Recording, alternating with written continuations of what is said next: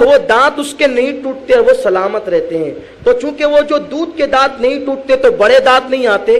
اگر اس کا پالنے والا, اس کا جو مالک ہے وہ مسلمان ہو اور متشرع ہو, اگر وہ یہ گواہی دے کہ میں شہادت دیتا ہوں کہ یہ جو جانور ہے وہ 2 سال کا ہی ہے, اور شرعی گواہ اس پر موجود ہو کہ ہاں واقعی یہ 2 سال کا یا اس سے زیادہ ہے, تو ایسی صورت میں دانت کا اعتبار نہیں ہوگا, مگر شرط یہ ہے کہ اس کا پالنے والا مسلمان ہو, اسی گھر میں وہ پیدا ہوا ہو بچہ اور اسی گھر میں وہ بڑا ہو, اور اس کا پالنے والا متشرع ہو, وہ شہادت دے تب ایسا.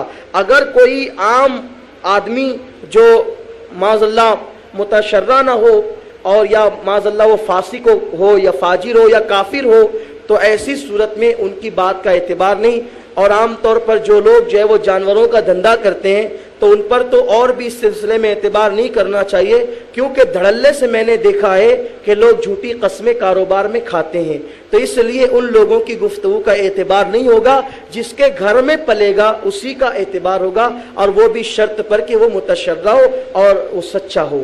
میرے پیارے آقا صلی اللہ علیہ وسلم کے پیارے دیوانوں, اب یہاں پر آپ لوگوں کے لیے دشواری پیدا ہو گئی. وہ دشواری یہ ہے کہ بھائی کیا کریں,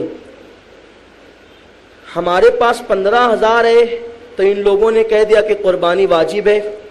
پہلی بات تو اسی میں ہم مشہور ہے کہ یہ نیا نیا مسئلہ لاتے ہیں, تو نیا نیا مسئلہ ہم کبھی نہیں لاتے, واللہ ہم کبھی نہ لا سکیں گے نیا نیا مسئلہ. جو نیا مسئلہ لائے گا وہ معاذ اللہ ثم معاذ اللہ اللہ کی بارگاہ میں جواب دہ ہیں. ہماری قوم اصل میں اس سے غافل رہی ہے اور ہماری قوم نے غفلت برتی, اس لیے ان کو بات نہیں لگتی ہے. اب 15,000 روپے تو جب قربانی واجب ہے. ایک مسئلہ اور سن لیں, اگر ایک گھر میں کئی لوگ صاحب نصاب ہیں تو ان سب پر قربانی واجب ہے جن جن پر نصاب کی رقم ہے.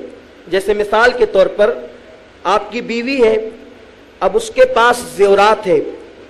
اب زیورات پہلے کبھی بنائے تھے تو 4,000 کے بن گئے تھے.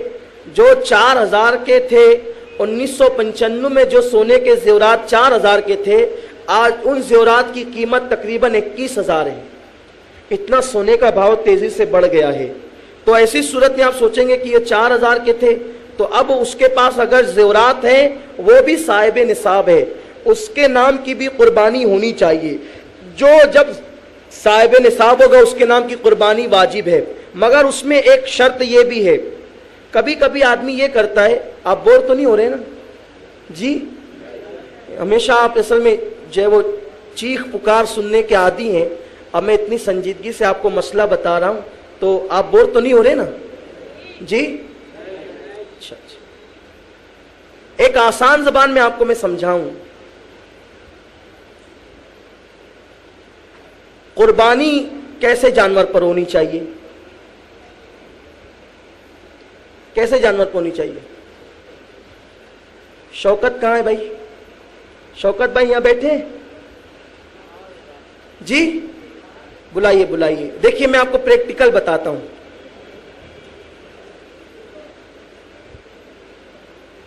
ایک مرتبہ درود شریف پڑھیں. ادھر نہیں دیکھیں, آپ ادھر میری طرف دیکھیں نا.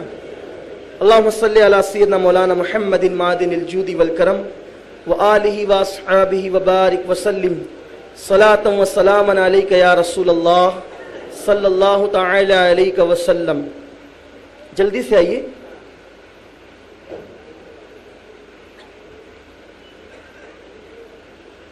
ادھر آئیے.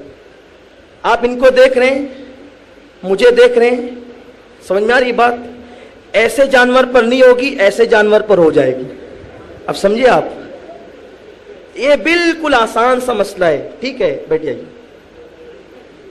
تو اب آپ انشاءاللہ کبھی نہیں بھولیں گے. ایسا جانور ہو نا تو آپ بے فکر کر لیں. میں اپنی تعریف میں نہیں کہتا, لیکن الحمدللہ آپ کو میں نظر آ رہا ہوں. ٹھیک ہے نا.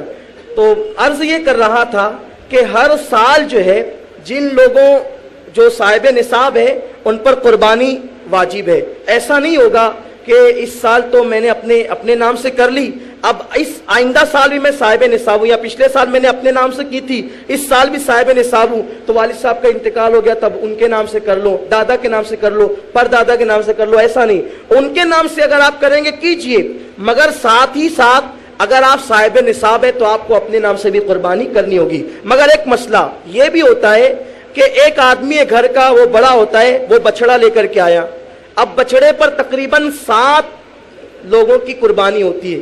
مگر یاد رکھنا بھائی, بچڑا کتنا بھی تندرست ہو 7 ہی لوگ کی قربانی ہوگی, 8ویں کی نہیں ہوگی. ایک مرتبہ ایسا ہوا کہ ہم لوگ جو ہے ہم تھے, حافظ مقصود صاحب تھے, جمیل بھائی تھے, ہم لوگ جو ہے وہ ایک سال ایسا ہوا کہ ایک بچڑا ہم لوگ کو اجتماعی قربانی میں گھٹ گیا. تو ہم لوگ قربانی کے لیے جانور ڈھونڈنے کے لیے نکلے, بھائی کرنا تو ہے, صبح تیسرا دن ہے اور ایک جانور گھٹ گیا ہے.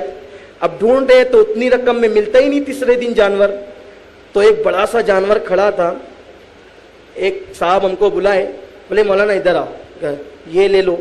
نے کہا بھئی یہ تو جتنا ہم نے لوگوں سے جمع کیا ہے, لوگوں کی ذمہ داری ہے, اس میں ہم اپنی طرف سے تو نہیں ڈالیں گے نا, تو ہم کو کل کرنا ہے. بولے ارے اس کو لے جاؤ لے جاؤ.